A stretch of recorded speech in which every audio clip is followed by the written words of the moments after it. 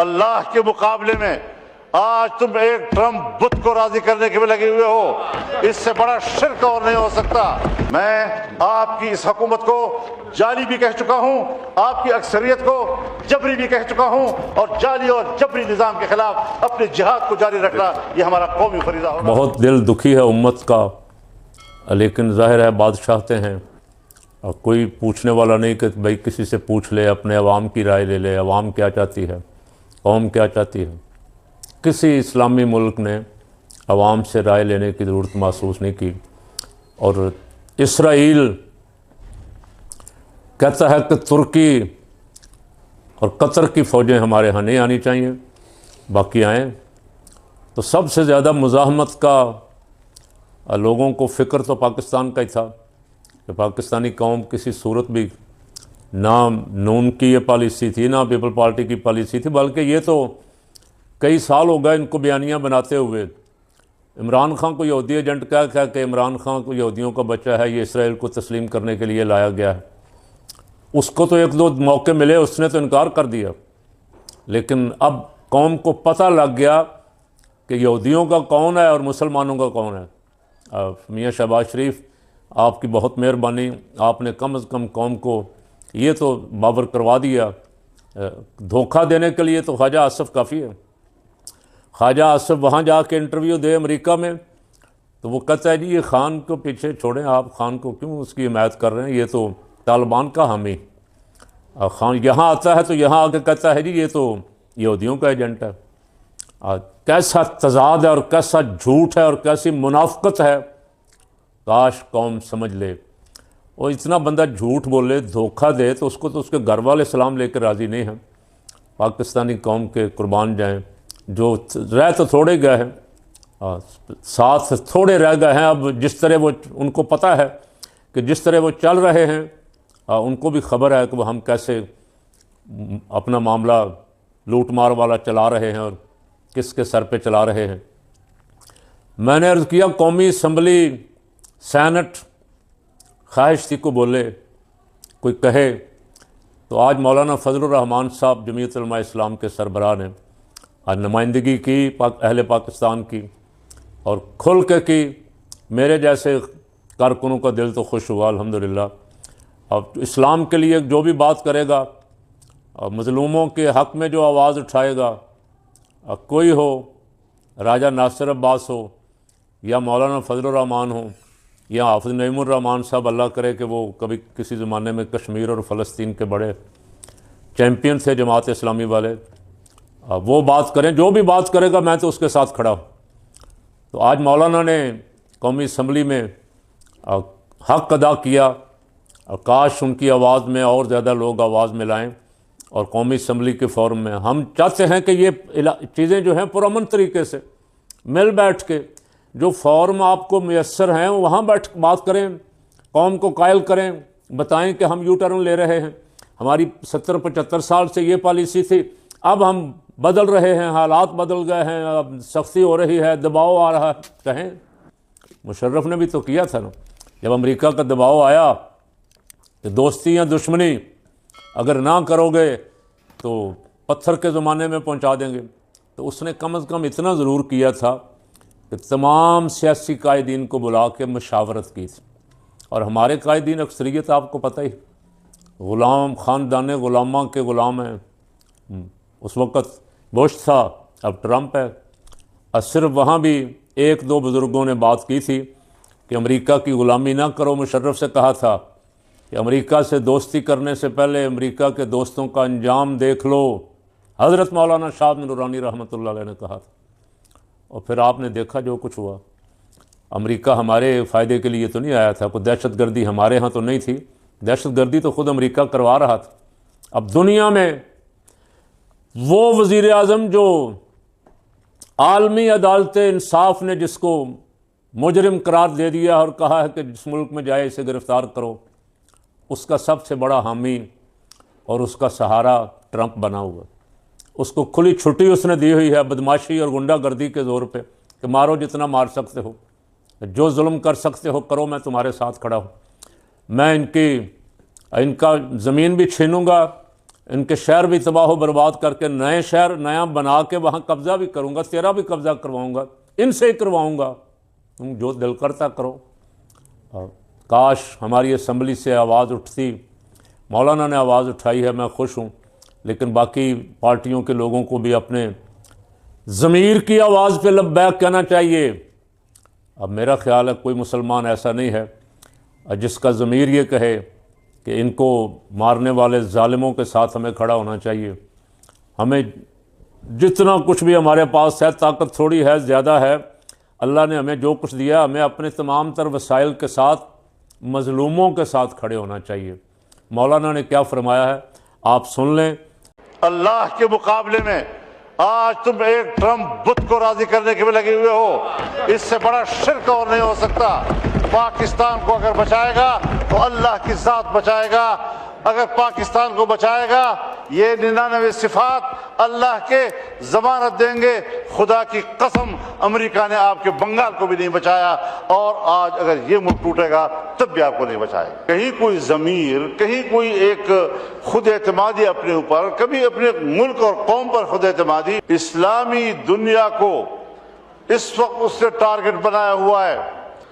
بات ہو رہی ہے بورڈ آف پیس کی، مجلس السلام کی، جو مسٹر ٹرمپ کا ایک نظریہ ہے۔ اس نظریے کا آغاز ان کے 20 نکاتی فارمولے سے ہوا ہے۔ 20 نکاتی فارمولہ امن کے لیے یہاں پر آپ کے وزیر خارجہ نے بیان دیا اس ہاؤس میں کہ اس میں تبدیلی آئی ہے اور ہمیں بتائے بغیر تبدیلیاں لائی گئی ہیں۔ جب ہمارا اس پر اعتراض ہو گیا، فلور پر ہم نے اپنی قوم سے کہا، نمائندگان قوم سے کہا، اس کے بعد پھر آنکھیں بند کر کے وہاں چلے جانا اور ان کے 20 نکات کو قبول کرنے کا کیا تصور پیدا ہو سکتا ہے؟ کہیں کوئی ضمیر، کہیں کوئی ایک خود اعتمادی اپنے اوپر، کبھی اپنے ملک اور قوم پر خود اعتمادی، اور آج ہم اس میں جا رہے ہیں۔ آپ مجھے بتائیں کہ کیا ٹرمپ نے نہیں کہا اور کل کی تقریر میں نہیں کہا ہے اکنامک فورم پر، فلسطینیوں کی قوت مزاحمت کو تو ختم کرنا چاہتا ہے اور اسرائیل کی قوت جارحیت کو تقویت دے رہا ہے، اور آج تک جتنے معاہدات ہوئے ہیں ان تمام معاہدات کی تاریخ پڑھ لیں، اس میں انہوں نے فلسطین کو سکیڑا ہے اور اسرائیل کو سپیس دیا ہے، مسلسل سپیس دیا ہے اس کو۔ جہاں دھمکیاں ہیں، اگر ایسا کیا گیا تو میں ایسا کر دوں گا، ان کی ایسی تیسی پھیر دوں گا، تباہ و برباد کر دوں گا، کیا یہ صلح کی آغاز ہے؟ دنیا میں امن قائم کرنا، غزہ میں امن قائم کرنا، فلسطین میں امن قائم کرنا۔ افغانستان آئے امن کے لیے آ رہے، 20 سال تک اینٹ سے اینٹ بجا دی اس کی۔ عراق میں آئے امن قائم کرنے کے لیے آئے ہیں، عراق کی اینٹ سے اینٹ بجا دیا آپ نے۔ لیبیا میں آئے ہم امن کے لیے آئے ہیں، لیبیا کو تباہ و برباد کر دیا، منقسم کر دیا، آج وہاں کوئی نظام موجود نہیں ہے۔ اسلامی دنیا کو اس وقت اس نے ٹارگٹ بنایا ہوا ہے، اور اگر یہ اسرائیل لبنان سے ہوتا ہوا، شام سے ہوتا ہوا، اب ایران پر بھی حملہ ہوگا تو اس کے بعد اسرائیل تفتان پر آپ کے سرحد پہ کھڑا ہو جائے گا۔ کبھی سوچا ہے ہم نے، کبھی اس ایوان نے سوچا ہے کہ یہ پیش رفت کہاں ہو رہی ہے؟ یہ پیش رفت آپ کی سرحدات کی طرف ہو رہی ہے، پاکستان کی سرحدات کی طرف ہو رہی ہے۔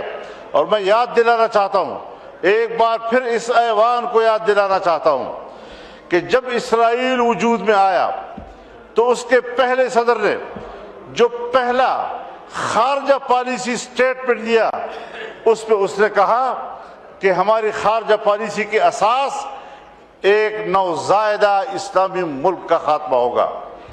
سو ان کے عزائم اس کی پیدائش کے دن سے آپ کے خلاف واضح ہیں۔ آپ نے ان کو ناجائز، مغرب کا ناجائز بچہ کہا، اس نے کہا میرا سیاسی जिंदगी का आगाज इस मकसद के लिए होगा कि उस नौज़ायदा मुल्क का खात्मा करूं। उनके इरादे भी वाज़ेह हैं, आपकी सोच भी वाज़ेह है। उसके बाद हम आंखें बंद करके दौड़ जाते हैं और सियासी कुव्वत हो एक ही जगह पर दौड़ रहे होते हैं ताकि हम किसी तरीके से इस बुत को राजी कर सकें। अल्लाह के मुकाबले में आज तुम एक ट्रम्प बुत को राजी करने के लिए लगे हुए हो, इससे बड़ा शिर्क और नहीं हो सकता। पाकिस्तान को अगर बचाएगा तो अल्लाह की ज़ात बचाएगा। अगर पाकिस्तान को बचाएगा ये 99 सिफात अल्लाह के ज़मानत देंगे। खुदा की कसम अमेरिका ने आपके बंगाल को भी नहीं बचाया, और आज अगर ये मुल्क टूटेगा तब भी आपको नहीं बचाएगा। कुछ खुदा का खौफ करो। हम किधर जा रहे हैं? एक कौम की आज़ादी सल्ब हो रही है। 70,000 लोग शहीद कर दिए गए हैं। 1 लाख से ज्यादा बीमारी और भूख से मर गए हैं। 1.5 लाख से ज्यादा बेघर हो चुके हैं, और इसके बावजूद हम ऐसे सुलह को कबूल कर रहे हैं, ऐसे फोरम पर जा रहे हैं जिसका आगाज धमकियों से हो रहा है, जिसका आगाज एक फरीक को। और इसराइल कहते हैं अक़वाम मुत्तहिदा में भी तो इसराइल बैठा है तो पाकिस्तान भी बैठता है, सलामती कौंसिल में भी तो इसराइल बैठता है तो पाकिस्तान भी बैठता है। अगर ये दलील है आपकी तो फिर आप मुझे बताएं कि 1948 से लेकर आज तक आपके पासपोर्ट पर क्यों लिखा हुआ है कि सारे वीजे लग सकते हैं सिवाय इसराइल के। अगर बैठना किसी जगह पर किसी फोरम पर वो दलील है, लेकिन आज वो गजा के मामले में सिर्फ फरीक ही नहीं कातिल है, और आलमी अदालत इंसाफ ने उसको मुजरिम करार दिया है और ये हुक्म दिया कि जहां से वो गुजरे किसी भी मुल्क में उसको गिरफ्तार किया जा सकता है। मगर अमेरिका में भी उसको प्रोटोकॉल दिया जा रहा है, ट्रंप भी उसको प्रोटोकॉल दे रहा है, और एक कातिल एक फरीक आज वो सुलह के मेज पर बैठा होगा, सालिसी का किरदार अदा करेगा। कोई है खुदा का खौफ कहीं पर? करो, सब कुछ करो, हमें अमन चाहिए, लेकिन अमन चाहिए कि भी रास्ते होते हैं। हम कबायली लोग हैं, जरगों को जानते हैं, सुलह के उसूलों को जानते हैं, किस तरह मामलात होते हैं। जनाब स्पीकर, पाकिस्तान पर रहम करो खुदा के लिए। हिंदुस्तान हमारा दुश्मन, अफगानिस्तान से हमारी लड़ाई, चीन हमसे मायूस, ईरान के हमारे बारे में तहफ़्फ़ुज़ात। हम जिस जोग्राफियाई माहौल में घिरे हुए हैं, हर तरफ माशी तरक्की हो रही है, एक पाकिस्तान है जो डूब रहा है। क्या कभी आपने अपने मुल्क की मईशत को बेहतर बनाने का सोचा है? क्या आपने कभी अपने गरीब को सोचा है? इस हवाले से हम जिस तरफ जा रहे हैं ये पाकिस्तान के मुस्तकबिल की तारीकी का एक इक़दाम है। हमने पार्लियामेंट से नहीं पूछा, आज कम से कम यहाँ एक करारदाद आनी चाहिए। जनाब स्पीकर, अगर हमारे अंदर ज़मीर है, मैं हुकूमत से भी कहना चाहता हूँ, आप भी पाकिस्तानी हैं, अपोजिशन से भी कहना चाहता हूँ, हम सब एक कौम हैं। कम से कम इन शराइत की बुनियाद पर बोर्ड ऑफ पीस को पार्लियामेंट आज मुस्तरद कर दे। अगर प्राइम मिनिस्टर साहब गए हैं, उन्होंने इस ऐवान को एतमाद में नहीं लिया, उन्होंने अपनी काबीना को एतमाद में नहीं लिया, क्यों चले गए हैं इतने बड़े मसले के ऊपर? आखिर 1 लाख लोग शहीद हुए हैं, दरबदर हो गए हैं, घरों से निकल चुके हैं।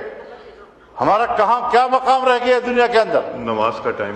इस हवाले से हमारे बहुत तहफ़्फ़ुज़ात हैं, और अगर इस किस्म के फोरम पर हमारा मुल्क बैठता है, मैं आपकी इस हुकूमत को जाली भी कह चुका हूँ, आपकी अक्सरियत को जबरी भी कह चुका हूँ, और जाली और जबरी निज़ाम के खिलाफ अपने जिहाद को जारी रखना ये हमारा कौमी फरीज़ा होगा, दीनी फरीज़ा होगा, और इंशाअल्लाह अज़ीज़ ये जंग जारी रहेगी। आप नहीं जीत सकेंगे ये जंग। अल्लाह ताला हमारी मदद फरमाए, लेकिन आप ज़रा मेहरबानी करें, ऐवान से कहें कि इस तर्ज अमल को मुस्तरद कर दे और आए, ऐवान से मशवरा करें, मुल्क से मशवरा करें, عوام کے نمائندوں سے مشورہ کریں، اپنی کابینہ سے کم از کم مشورہ کریں، اور قانون سازی جہاں پر شریعت انوالو ہو کم از کم اسلامی نظریاتی کونسل میں بھیج دیں۔ اس طرح نہیں ہوگا کہ جس طرح آپ نے چاہا آپ ہمیں ہانگ میں نے کریں دیا گے۔ تھا فلور میں آگے دے دیا۔ ہم جی شکریہ۔ ہم معزز انسان ہیں الحمدللہ، جی ہم معزز قوم ہیں، آزادی ہماری تاریخ ہے۔ اور میں دعا کرتا ہوں کہ اللہ اور بہت سارے لوگوں کو اس طرح اسمبلی میں بولنے کا اور آواز اٹھانے کا حوصلہ عطا فرمائے۔